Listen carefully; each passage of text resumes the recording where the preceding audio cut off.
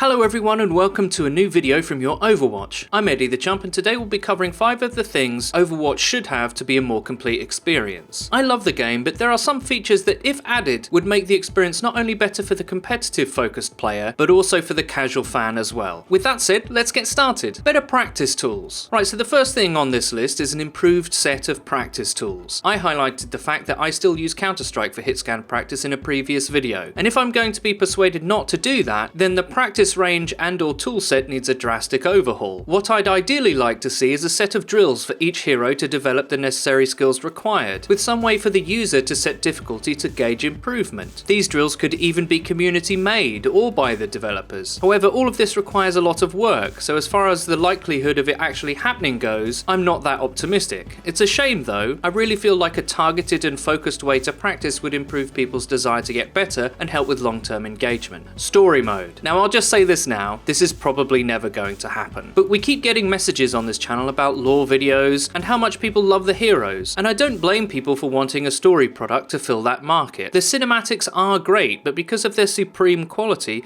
they're quite rare, and the game doesn't really do a great job of explaining who's who and why everything is happening. Now I know this game is a competitive experience first and foremost, and I have watched all the cinematics and read the digital comics as well. But wouldn't it be cool to have missions to go and do in a wider campaign? Each hero could have their own little mini campaign in a similar fashion to the recent Transformers Fall of Cybertron games. At the end of the day, I feel like the community is itching to have new ways to engage with these characters, and it's one thing I think Blizzard could do to keep people invested in the game. A demo and replay system. I've actually mentioned this in another video, but I'll say it again. Overwatch needs a demo replay system. The advantages of being able to watch pro matches and break them down should be obvious to you all, but also watching one's own matches can be very illuminating. Flanking as McCree and getting picked too often? Oh, you don't realise? Well, that's what replays are for, especially if you're playing regularly with friends and trying to get better. Increased cosmetic content. I'm sure I'm not the only person who thought that cosmetic items were going to be far more numerous than they currently are. Emotes, skins, hell, even new voice lines would be cool. But so far their release has been fairly limited and a bit controversial. I personally have no problem with the loot boxes as you get so many from playing the game, but I do think a direct payment scheme for the items you actually want would be a good option. Hopefully there'll be more than 3 skins a year for each hero. I kinda see that as the bare minimum. And as for the quality, the skins are pretty good to kinda average, but the emotes especially need some work. Are there any emotes for any hero as good as Bastion's boxing glove one or Diva's Mountain Dew and Doritos? No, I think not. Actually, Diva has all the cool emotes. She even has that disco party one. It's time the other heroes got some love too. I want to spend money, Blizzard, so shut up and take it.